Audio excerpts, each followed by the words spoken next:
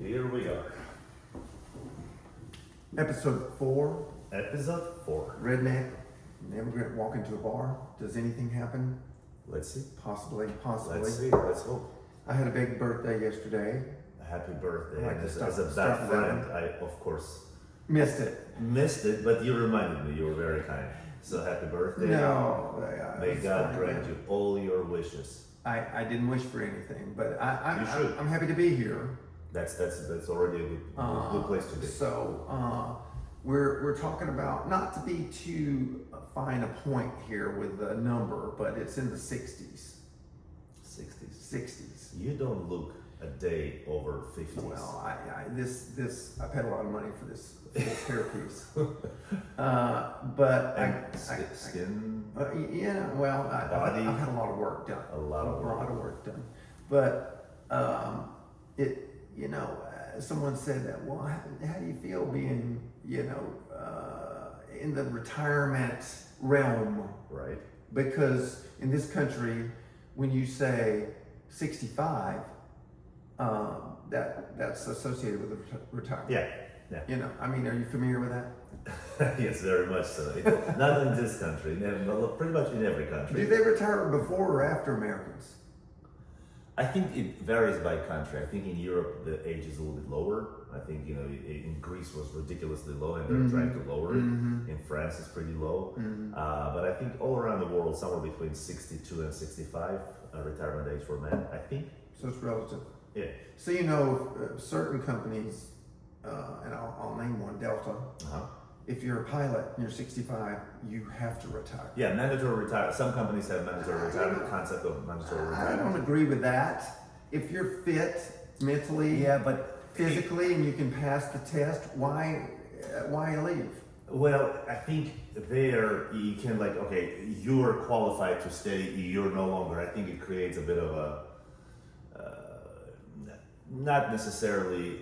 I think there is you need to draw a bar. You do, and then if somebody is more fit, you may bring him or her as a consultant or in a different capacity. But I think there are companies, especially I think government or larger banks. Like I know World Bank. One of my relatives worked for World Bank. He got to a certain age, and it was a mandatory retirement. Period. Full stop. You cannot stay on board. Okay, fit, not fit, and he's quite fit. You have to retire. There are plenty of 65-year-old men that are more than fit mentally and physically. And there are plenty who are not. And capable. And of course, there's the other side, which should be obvious. Maybe they should leave, and if they don't pass whatever the it's interesting protocol to do is. some kind of a mental capacity, a physical and mental capacity test, determining if you stay or not on. But let's focus on more important things. Okay. Your birthday. What'd you do? The birthday. Oh yeah. Well, I woke up. I considered my age. Yeah. I began to stare into the abyss. I had jazzercise at 10. Pilates at 11. Which I cannot. Yoga at 12. I can't miss that again. Aerobics or? No. I've got the chair Zumba, which is very, very challenging. And then and then at 3 I had solved the starvation problem throughout the world, but. Started with you? Well, starting with me, but this thing that comes with men when they reach a certain age, when we were 21, 22 years old, this word mortality has no meaning. Right. Retirement, mortality. Nothing. And anyone over 50, they're one foot in the grave. I mean, so this is why, and then finally at some point in your life, you realize that these words are real and that they may pertain to you at some point. Mortality, for example. Sure. I mean, yes, I feel that none of us are going to get out of this thing alive. Yes, that would be a very accurate statement. It almost doesn't require any proof. No. And billions before us proved it, that nobody gets out of the Did life. you know that 70% of Americans will be cremated in just the next 10 years? 7 of 10 people will not be buried as we I did not know that. have. Did you know that 80% of statistics is made up? Is 20% are true 80% of the time. No, I mean, so cremation. Interesting. It's a thing now. Well, there are religious restrictions with some people. Yeah, I would imagine. But they're going, what are you going to do? Well, I think graveyards probably take larger space with every year, and conceivably cremation could be an alternate to save space. Maybe, I don't know. I don't know. I think you're going dark. I think we need to celebrate. Yeah. Well, I'm just saying things that cross your mind. Older men, do they want to retire? Do they want to die? Do they want to live? Do they want to stare into the abyss? You know. So listen, the good thing about our age is that we're fairly fit. We're fairly mentally capable. Some people would argue. But also, I remember myself, and you mentioned when we were in our 20s, when somebody would say, that man is 55, 62, whatever. Like, oh my God, he's old. That woman, she's old. I think the aging has changed quite a bit. In all fairness, right? I mean, go back in your memory. How many 60-year-olds did you know who were playing tennis? Right. Just for example, or soccer, or basketball. Right. Today it's absolutely norm, at least maybe for our, friends and acquaintances. But it's more around, I think, what you choose to do with your age and life. With good Lord willing, with health in place. But our friend Alan, Dr. Alan, I probably should refer to him. With his wonderful book Fourth Quarter, and we are in our fourth quarter. I feel like I'm in overtime, but let's go with the fourth quarter. One would say I haven't crossed the fourth quarter yet, but let's not split hairs. Where you have to kind of pause and reflect, right? Because in my earlier, many years ago, project platform Immortalia, when I did quite a bit of research, hundreds of hours of research, and one of the things is the biggest challenge for people who, as you pointed out, everybody dies on a deathbed is the regret, or are the regrets, I should say, right? And there was, I could bastardize here, but there was a lady named Bronnie Wire, if I recall correctly, in Australia, who wrote a book. It was like top 10 regrets of people who were dying. I think she worked in the hospice and she looked after many people. And what I found remarkable is the top 2 regrets. And what I found remarkable about a second regret is that it's not the first one. So second regret, I wish I didn't work so hard, which translates to spend more time with family and friends, which is like, absolutely. Yeah. What's above that, right? That was it made perfect sense, but it didn't make sense that it's not the number one regret. Number one regret of all the people who were dying was, I wish I became somebody I always wanted to, not what others expected of me. That's too tough bad. one. That's a tough one. Because people are saying, I didn't live the life I wanted to live. I didn't say the things I wanted to say. I didn't do the things I wanted to do. And, that word regret is big. It's a big one. It's too bad. But 200 years ago, what was considered middle age and what's considered middle age now. You touched on that.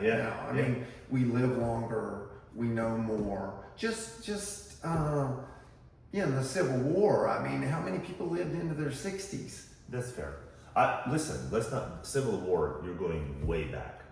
Let's just go back 3-4 decades, okay? I'm going to be, and you sometimes you make fun of my country and my upbringing. You don't make fun. You tease. You tease me when you're not here. Wait, you have a separate podcast? The second one. This one's my big regret. But seriously, we were growing up in Armenia, and there were some, kind of folklore songs that were quite popular. And one of them was called, I'm not going to sing it, or especially in Armenian, but it was about turning 50. And the whole song is, about I turned 50. I'm leaving my business to my son. My hair now, it's now white, and old age is broken my door. It's almost like, you're signing off from life. Look around us at all of our friends and people that you know who turn 50. It would not cross your mind that these people are now at the age where, they're standing at the cliff. Right. Not at all. Now, of course, some people battle some illnesses. You and I have battled some illnesses. Some of our other friends battle some illnesses. It happens. But you don't look at a 50-year-old on a court and say, "Holy moly, what is he doing here?" No, not at all. It kind of shifted. And I don't know if it's a middle age. I always had a problem with what they call the midlife crisis. Midlife. I always had a problem with that. When people turn 40 or something, and she's having midlife crisis, because to me it's very arrogant. Because you're assuming they're going to live that much longer, that much more longer, where every day should be a gift of God. Even I think humans demonstrate their biggest optimism by turning on the alarm clock, assuming that they're going to wake up. Presumption. I have quarter life crises, so I don't have one in the middle. I want to have 4 quarters of crises. Well, we are in our 4th quarter, and Alan, hello to you. And we went through a study of that book, and it was, I think, quite impactful for all of us, kind of making a plan, assuming that it's our final quarter. It may not be, good Lord willing, we may go beyond that, but we may not, right? And I think the biggest thing for me personally is to have fewer regrets on a deathbed. Right. I think we all, if someone had come to you earlier in your life and said, "I have the ability to tell you when you're going to pass away," do you want to know or you don't want to know? Probably yes. Probably. Because if you know, then you would say, "Well, I'm going to make the most. Right. I have only 15 summers left. Yes. So I'm going to make the most of these 15 summers." Now, you didn't think that before. Correct. Now you're thinking, "I am going to do the things. I'm going to say the things." But as you age, if you get older and you look at the tables, the averages, you kind of do know about. So at some point you need to say, maybe I should take advantage of this. Have you seen that? It's not a spreadsheet, but like a table of number of weeks that we're expected to live. It's when you look at just number of weeks, it seems large, but then you realize that it's not that many. I'm not talking about what we have left, just the entire life. Right. And the time is something, it's a currency that we, kind of give away a lot easier than, let's say, money, right? If I ask you for, let's say, $1,000, you won't give it to me, but like for sake of podcast, you will give it to me easily. If I ask, well, not easily, but you would say, okay, what do you need it for? If I ask you for a few hours of your time, you would, without missing the heartbeat. Again, not you, somebody normal. Typical. But we don't think of time as something. I think my wife sent a quote yesterday to me. Imagine if you're reading a book and you cannot go back any page, right? How carefully you would read that. That's life, right? Because anything that happened yesterday, gone. It will not come back. This particular conversation is taking a little darker turn. It's all right. These are real. Real subject matter. It is. For people, if you have a birthday that's starting to take you into the fall or winter of our discontent. Yeah. You want to know. So you want to think about these things. If you were told you have a certain amount of time, you would start thinking about the cosmic order. You would start thinking about your life's order. Have I done this? Have I done this? Yes. Have I prepared my estate so that my wife and children are fine? You would You have to get your house in order because TikTok here. The proverbial get your affairs in order. Exactly. But we don't do that when you're 22. That's fair. That's quite fair. And because life, it's there. It's long road, and you can do anything you want. burn through it. Try selling life insurance to a Yeah. 22-year-old. That, I would say life insurance is for pessimists. Yes. Okay? No way. I don't need life insurance. I'm not going to die for another Yes. 65 Yeah. years. Why? I'll wait. You know, exactly. I'll wait. So I remember in my in my professional career when I had to do some coaching or mentoring. I don't like those words necessarily, but just being in a position where either my title or my my position carried, and people would come to me with advice on certain things. It could be personal, it could be professional, and a few times I've had that not experiment, this the kind of the play. I said, if you were, but realistically, you were on your deathbed, what decision you would have made and you would not regret? Because if you're on your deathbed and you're staring at your word abyss, right? What would you change? I think Andy Stanley, pastor at North Point Church, he oftentimes, well, I've heard him a few times say that. And now you're not on your deathbed. Okay, now take advantage of it. Mm-hmm. Right? So it's cool to kind of fast forward yourself to that position of being on a cliff or abyss, and then realize that you're not there. And now how much time, you don't know how much time, but presumably, hopefully more than a day, hopefully more than a month or a year, but you have time to course correct, to have fewer regrets at that time. Right. Well, God Almighty, we're old. You had a birthday. Instead of telling the story that you would be blushing, Vegas, what's done in Vegas stays in Vegas, which is not true. Which is not true at all. Because if you murder someone in Vegas, they're going to find you and arrest you. Unless you flee to a country that has no extradition. Well, I'm just saying that I can't say to the detective, I thought it stays there. I'm in Georgia now. You would not leave the jurisdiction, and if I left, it stayed there. So that's not true at all. Speaking of Vegas, and this might be a bit of a turn from our more, not gloomier, but more serious and philosophical subject. You were in Vegas not long ago, and you actually made a point for us to meet, to tell me your experiences in this concert, the Eagles concert, which you and I have been several times, but that particular time left a bigger impact on you. Yeah, well, because of the venue. So just describe in a few, because you were in such an awe when you were talking about that. I don't know anyone, obviously the venue I'm referencing in Las Vegas is the Sphere. The Sphere, The Sphere. And it attached to which hotel is it? To the Venetian. Venetian. Okay. Yeah. So stayed there dozens of times. So I heard about it. Then a couple of buddies went to U2. They went to the Dead. They came back. They were just amazed. They said, "You've never seen anything like this technology, and the audio video aspects of it, or the immersion in them, is beyond anything that you thought could." Well, I thought, well, maybe I should go. But is it true? Is it really all that? Yeah. The reviews were amazing.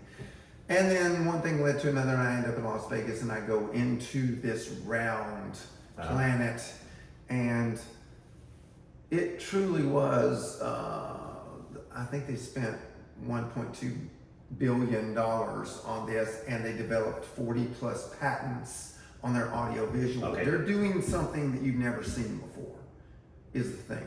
And truly, the audio visual aspect of the Eagles, and I've seen them many times in standard venues.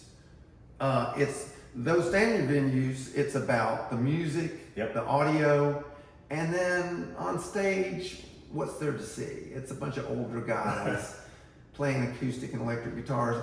Great, I'm into that, but it's not about that anymore.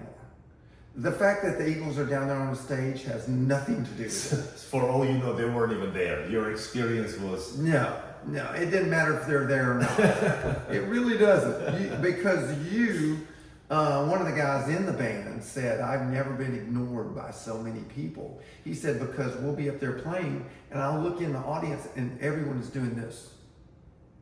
No one's So looking. it's all around you. You're immersed. Immersed inside a planet of 100K of things happening. Whoa. And you feel like you're in it, and it's three-dimensional, and you're moving through it. Yeah. And the music, the audio level is amazing. Really? It's amazing. So yeah, if you haven't seen it. I have not. I've seen the Eagles several times, Yeah. but I've never experienced the Sphere. And the way you're describing it, it's something to... No, it is amazing. It's an amazing thing. Everyone walked out of there. Whatever we paid, it was worth it. Okay, that's a big statement for me. Yeah, and I'm sure it wasn't cheap. No, it wasn't. But as opposed to last night, I was in a local theater that serves, and I'm going to use quotations, food. What was it? A concert? What kind of event? No, it was one of the Mission Impossible movies. Okay. And we go to, and rarely, I don't know if people sit around eating buckets of popcorn at home. But we don't. we don't either. But when you do go, you just have to have a bucket of popcorn. Right. Because you can smell the machine. You're like, oh, I love popcorn, never have it. It's sort of like Thanksgiving. You never have cranberry sauce except once a year. Why not just Wednesday? So let's get the popcorn. And the kid behind the counter says, "Do you want butter?" This term butter. It's liquid Do you want lava. some orange oil? Yes. And I actually said to the kid, "Is it actually butter?" And he said, "No, it is butter." And I said, "Okay, fine."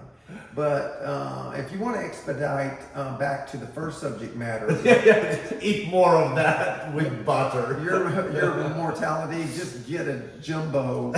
Now, by the way, if you're going to go to one of today's theaters, this is the one with the food. Yep. Interesting business model, by the way.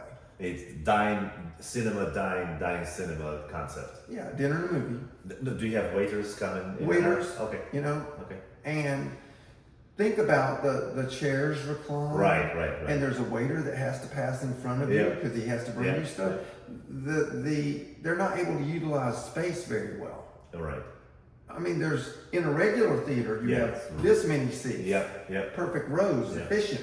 This, you can't. Right. Because your feet are up and there's a waiter in front of you. Yeah. So you're losing rows of seats. Well, I'm sure you pay more for a ticket. You pay more for that flatbread that I ordered that I know was frozen. You're kidding. This was frozen. So, I don't know. I mean, you really need a cosigner, by the way, because the 2 tickets, forget about taking back in the days when we took the kids. Yeah. But 2 tickets, a flatbread, a jumbo, and a couple of theater beverages, whatever they may be. Yeah. You need to bring, a cosigner, a financial sheet, because we're talking about a lot. Credit history report. It is expensive. It's crazy. I mean, it's a movie. Yeah, I was at the Braves game last night. A couple of my friends invited me. And talk about the bill showing up after few waters. One of the guys was drinking beer. It was well over $100 for 3 of us with a couple of finger foods and waters and 2 beers. So I guess it's part of it. It's part of the entertainment If the experience. value is there. I mean, there's a local restaurant that's well known for being expensive. Yeah. You know it before you walk in, yeah. because everyone says to you, interesting, good atmosphere, good food, and then they look at you and go, It's expensive. They So you have that, So you know it's coming. preconceived notion of But you know what? If it's fantastic and everybody enjoys it, and you pay for the experience. the service and the ambiance and the food is great, you don't mind it as much. But when the flatbread is frozen, I know that it was. Well, it's a movie theater, to be fair. It's not a restaurant. It's not a restaurant. Okay. Well, what am I doing there?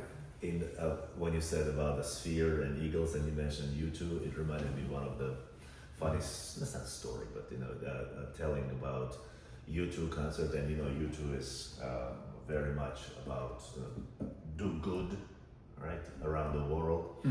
So they had a concert in Russia, I think in Moscow or St. Petersburg, and Bono comes on stage and he does his classics. Every time I do this, I think he says like a child dies of starvation in Africa, which usually gets the crowd feel a drunken voice with the Russian accent says, "Stop doing it, savage."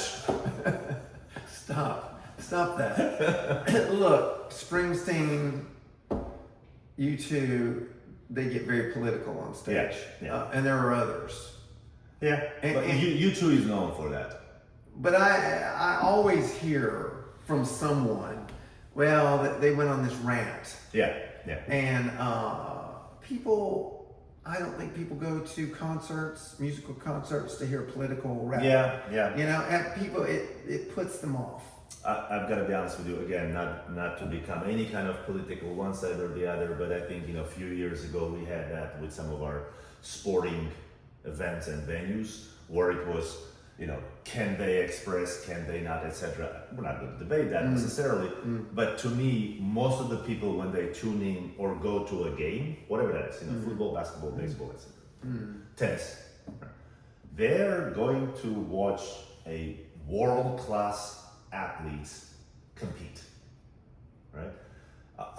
We can argue should they be doing anabolic steroids or not. That's none of my business, but you want best of the best doing their best, and you're paying through your nose for the ticket, for the food and drinks and the experience. If you want to, political stuff, etc., I'm sure there are other great venues for that to attend and listen to and join or be against. Currently the situation around the world is very tense, right? The conflicts now not only continue but also expanding in different regions of the world. And it's proverbial, the end of the world clock is coming a lot closer to the end of the world dial than before. But we're blessed to be in the best country in the world. And I don't know if the separation of the oceans that is necessarily our deterrent or our almighty military. Thank God for our brave men and women in the military who created this level of comfort for you and I to sit down and do our little conversation without thinking about safety or being concerned with safety or bombs falling on our heads. Well, even that concern about the subject matter.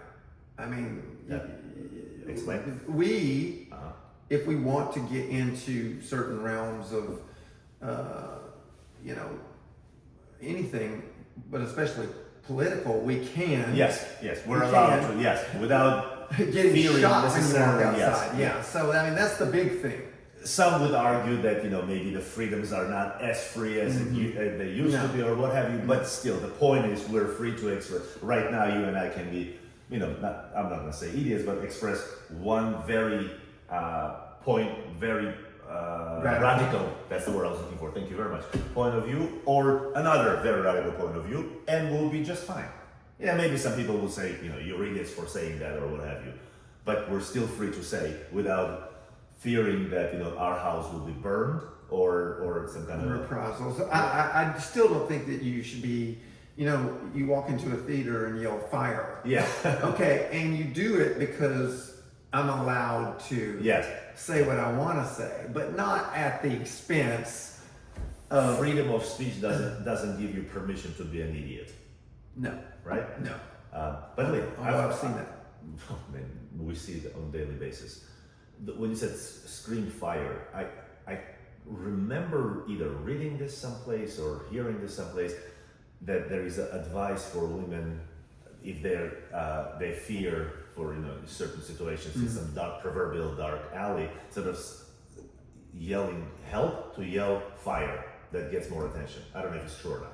Maybe I just made it up. Well, what do we do if we're walking through a parking lot and we hear a car alarm? Nothing. We do nothing. There used to be time when we would like, is that my car? It's like, now, you just assume. how often do you hear car alarms? A lot. Really? Sure, I mean all the time, but you just assume that. When you breaking into them, or you just Well, some cars, if you just walk by too closely, something will go off. I don't remember when was the last time I heard a car alarm. No, it happens. But my point is we're not alarmed by it. Right. We don't immediately deaf think, to it. Yeah. Let's call the police. Yeah. Let something that is happening. But I don't think that. Right. I also think that if I'm in a building and a fire alarm goes off, it's a drill. It's an accident. Yeah. There are several things it probably is before an actual fire. Right. Which, because So Jim, looks like I'm sure as you are, I am getting positive feedback about our little adventure or endeavor that we've taken, so-called podcast between the Redneck and an Immigrant in the bar. Yeah. We even have a number of subscribers joining us, so we should probably, shockingly they join, thank them. And, thank you for watching us. Yeah. Thank you for listening to us, two guys, two friends, talking about unprepared, off cuff. Well, whatever's relevant at the moment. As we deem appropriate. As we like your birthday, like the Sphere experience. Just whatever's happening. Fourth quarter. We try not to talk about necessarily some of the events that people can watch on TV. No. Because they already get a lot of it elsewhere. And they don't need us chiming in on. Maybe they do on the big ones. If you do, folks, let us know, and we will be a little more. I'll confess, I've heard a couple of comments, people who know us fairly well, saying, you guys have shaved off some of your edginess. Maybe you want to bring it in. So maybe we don't want to be partisan, and maybe we don't want to just neutral, go too far. We wouldn't, because maybe we would if we were in a different setting, but I think we can be slightly edgier, because Jim and Alex, I think you were pretty infamous around our ability to be edgy on a tennis court, edgy even in the settings like Bible study that you and I have done for a decade. So thank you very much for watching us, Jim. As always, a pleasure. Happy birthday, my dear friend. We'll put the bookmark here. Right here. Okay. Okay. All right. Thank you. Thank you.